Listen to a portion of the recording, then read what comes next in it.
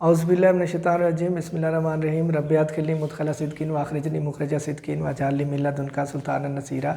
आज का हमारा टॉपिक है एरिक एरिक्सन की जो थ्योरी है उसके बारे में हम बात करेंगे, लेकिन उससे पहले हम देखेंगे कि एरिक एरिक्सन खुद कौन थे, कहाँ पैदा हुए, कहाँ इनकी डेथ हुई। जब आप लाइफ स्केच किसी भी साइकोलॉजिस्ट या फ़िलासफ़र का साथ में देखते हो तो आपको उस थ्योरी को समझना, उसके कंटेम्परेरीज़ को समझना आसान हो जाता है। तो Erik Erikson was born in 1902 in Germany and he was died in 1994 in USA। 1902 में जर्मनी में पैदा हुए और इनकी जो वफ़ात है वो अमेरिका में 1994 की है। That's why he is called a German American psychologist. इन्हें जर्मन अमेरिकन साइकोलॉजिस्ट क्यों कहा जाता है? क्योंकि इनकी पैदाइश जर्मनी की थी और उसके बाद इनकी जो डेथ है वो अमेरिका में है।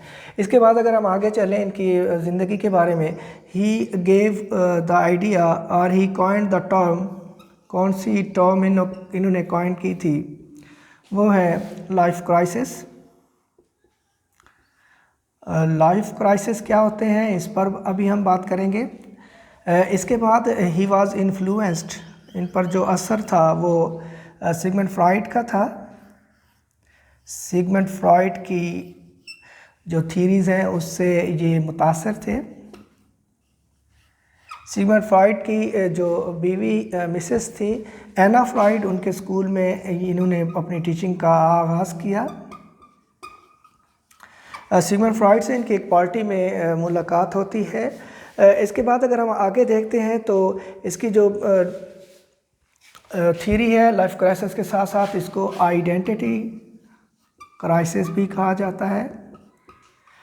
Identity crisis.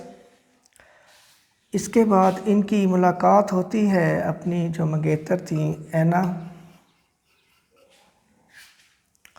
सरसन, और उसके बाद 1930 में इनकी मैरिज होती है। इनके 3 बच्चे होते हैं जिसमें एक कॉय टी एरिक्सन आज भी अमेरिका में मशहूर सोशियोलॉजिस्ट हैं।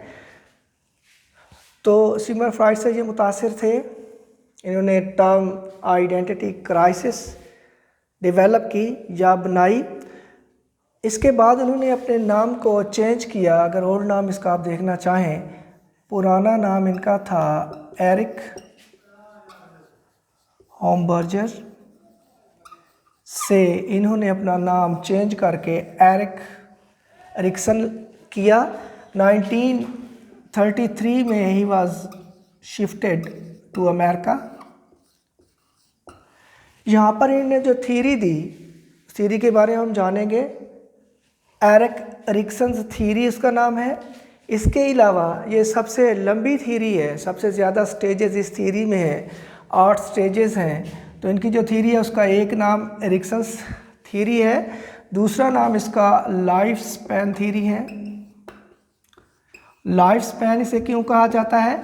क्योंकि ये थ्योरी इंसान की बर्थ से लेकर डेथ तक तमाम जो एरिया है, जो फेजेस हैं, उन सब को कवर करती है। पैदाइश से लेकर इंसान की डेथ तक वो क्या करता है। अकॉर्डिंग टू एरिक्सन इंसान सोशल इंटरेक्शन से अपनी पर्सनल डेवलपमेंट करता है, तो लाइफ स्पैन थ्योरी भी इसे कहा जाता है। इसी तरह से इसका एक और नाम साइको सोशल थ्योरी भी है, जिसमें शख्सियत के बारे में बताया जाता है कि एक इंसान किस तरह से दूसरों के साथ, सोसाइटी के साथ इंटरेक्ट करके अपने आप को डेवलप करता है। तो इसी तरह से इसकी जो स्टेजेस हैं, 8 स्टेजेस इन्होंने दी हैं, जो कि सबसे ज़्यादा है। प्रीवियसली हम पियाजे की देख चुके हैं कि 4 स्टेजेस थी। सबसे ज़्यादा स्टेजेस किसने दी हैं अगर सवाल आता है, 8 स्टेजेस, तो एरिक्सन। सबसे ज़्यादा कितनी दी है एरिक्सन ने? तो 8 स्टेजेस। इसके बाद who coined the term identity crisis, तो इन्होंने दी है। लाइफ स्पैन थ्योरी इसका नाम है, ये लाइफ टू बर्थ तक है। साइको सोशल में ये बताते हैं। और इसी तरह से इसकी जो जितनी भी स्टेजेस हैं, 8 की 8 स्टेजेस, उसमें वो बताता है कि उसमें एक नेगेटिविटी होगी, पॉजिटिविटी भी होगी, दोनों चीज़ों को एक साथ रखता है। तो हर स्टेज को, चूँकि वो कहता है कि इंसान को हर स्टेज पर डिफरेंट प्रॉब्लम्स, इश्यूज़ और क्राइसिस का सामना करना पड़ता है, तो उसने इन 8 स्टेजेस को 8 क्राइसिस का नाम भी दिया हुआ है। तो 8 क्राइसिस या 8 स्टेजेस इसमें आएंगी। अगर 8 क्राइसिस या second crisis according to Erikson कौन सा था, तो वो भी वही होगा जो इसकी स्टेजेस का होगा। तो ये था इनका मुख्तसर तारुफ। अगर इनकी स्टेजेस की बात करें तो सबसे पहली जो स्टेज इन्होंने दी थी डेवलपमेंटल में अकॉर्डिंग टू एरिक्सन, वो ये थी ट्रस्ट। सबसे पहली स्टेज थी trust versus mistrust, trust versus mistrust, और इसका जो ड्यूरेशन है वो है 0 to 1.5, एक 0 से पैदाइश से लेकर 1.5 साल तक। अब इसमें क्या होता है, इतनी कम उम्र का बच्चा ट्रस्ट या मिसट्रस्ट कैसे शो करता है? छोटा बच्चा ट्रस्ट सिर्फ उस बंदे पर करता है, उस शख्सियत पर करता है, उस फिगर पर करता है जो उसकी बुनियादी ज़रूरियात, जिसमें उसका फूड है, इसके अलावा उसकी जो केयर करे, उसको जो प्रोटेक्ट करे बैरूनी चीज़ों से, जो उसके क्लोज हो, जो उसको प्यार दे, जो उसका ख्याल रखे, उसके साथ उसका ट्रस्ट होगा। और अगर जो कोई बंदा ये चीज़ें नहीं दे पाता उसे, तो उस पे उसका मिसट्रस्ट बिल्ड होगा। अगर आपने देखा होगा कि एक माँ ने छोटे बच्चे को अगर उठाया हुआ है तो आने वाली कोई मेहमान या आंटी उसे बुलाती है तो उसकी 2 सूरतें होती हैं, या तो वो बच्चा उसके पास नहीं जाएगा, अपनी माँ के साथ क्लोज़ हो जाएगा, या फिर बच्चा अजनबी आंटी के पास चला जाएगा। अब जो बच्चा अपने माँ के ज़्यादा क्लोज़ हो जाएगा, उसकी वजह यह है कि वो किसी अजनबी के पास पहले गया, अजनबी के साथ उसका एक्सपीरियंस इतना अच्छा नहीं रहा, उसने उसे वेलकम नहीं किया, वो प्यार नहीं दिया, वो केयर नहीं दी जो वो एक्सपेक्ट कर रहा था। तो बच्चे का उसकी वजह से तमाम अजनबियों पर जो है वो मिसट्रस्ट बिल्ड हो जाएगा, वो किसी पर एतमाद नहीं करता और बच्चा माँ के अलावा किसी के पास नहीं जाता। ऑन द कंट्रेरी, अगर एक बच्चा अपनी आंटी के पास, खाला के पास गया और उसने उसको केयर भी की, फीड भी, उसको फूड भी दिया, उसको दूध दिया, जो उसकी ज़रूरियात थी उसका ख्याल भी रखा, फ़र्ज़ करें माँ उसे उसके पास छोड़कर चली जाती है जैसे वर्किंग वेमेन करती हैं, तो उस बच्चे का अजनबियों पर जो ट्रस्ट है वो बिल्ड हो जाएगा। याद रखिएगा, जो बंदा, जो शख्सियत बच्चे को केयर, फूड और उसकी प्रोटेक्शन करेगा, जो उसको प्यार देगा, जो क्लोज होगा, उस पर उसका ट्रस्ट होगा, और जो ये सारी चीज़ें नहीं देगा उस पर उसका मिसट्रस्ट बिल्ड हो जाएगा। होता क्या है कि कुछ वर्किंग जो पेरेंट्स होते हैं वो अपने बच्चों को उनकी परवरिश के लिए, खिलाने पिलाने के लिए खुद टाइम नहीं दे पाते, तो वो अपने पास मेड रख लेते हैं, आया रख लेते हैं। तो वो आया, वो मेड बच्चे को ये सारी ज़रूरियात देती रहती है, वो उसके क्लोज़ होती है। तो बच्चे का इवन अपने वालिदैन पर भी मिसट्रस्ट बिल्ड हो सकता है अगर वो उसे प्रॉपर टाइम नहीं दे पाते। आपने देखा होगा कि कुछ बच्चे वालिदैन के पास जाने में इतना ईजी फील नहीं कर रहे होते जितना वो अपनी मेड के पास जाने के लिए ज़्यादा खुश होते हैं, ज़्यादा एक्साइटेड होते हैं। तो शुरू से ही बच्चे में अगर ये चीज़ें ट्रस्ट बिल्ड हो जाता है तो बच्चा, जाहिर बात है, कॉन्फिडेंट होगा, बच्चा वेल्दी होगा, बच्चे की डेवलपमेंट ठीक तरह से हो रही होगी। और अगर उसका शुरू से ही मिसट्रस्ट डेवलप हो जाता है किसी शख्सियत पर, इवन अपने पेरेंट्स पर भी मुमकिन है कि उसका मिसट्रस्ट डेवलप हो जाए। तो कोशिश करें वालिदैन कि उनको खुद प्रोटेक्ट करें, उनको सारी चीज़ें खुद पूरी करें, उनको प्यार दें, उनको टाइम दें, स्पेशली टाइम निकालें अपने छोटे बच्चों के लिए। ये था ट्रस्ट वर्सेस मिसट्रस्ट। दूसरी इसकी जो स्टेज है वो है ऑटोनॉमी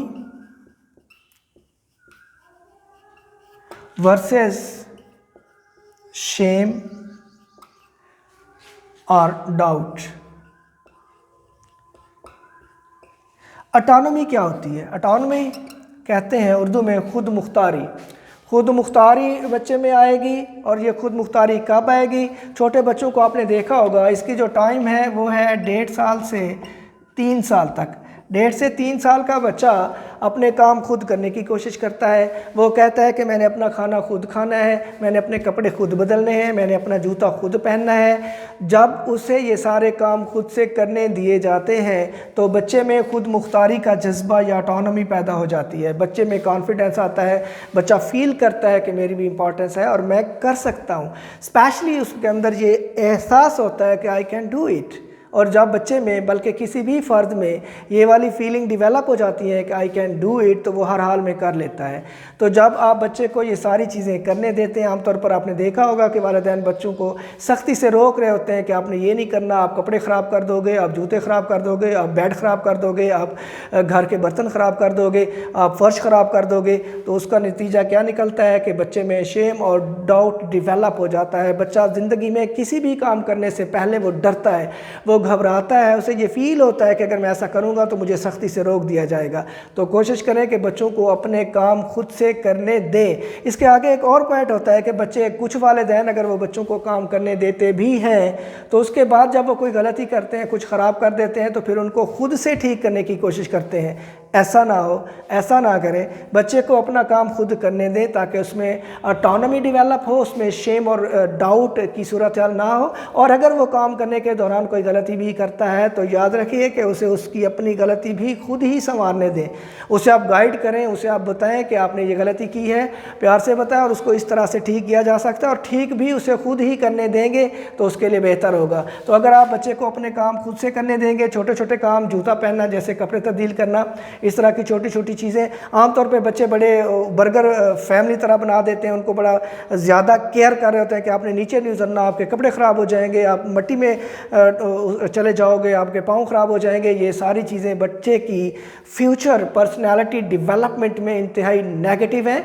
कोशिश करें कि बच्चों को छोटे छोटे काम खुद करने दें, और अगर वो कोई गलती करते हैं तो उनकी गलती की इस्लाह भी उनसे ही करवाएं। That is the best way to make them successful. आगे की जो स्टेजेस हैं इंशाल्लाह उस पर नेक्स्ट बात करेंगे। अपना बहुत सा ख्याल रखिएगा। अल्लाह हाफ़िज़।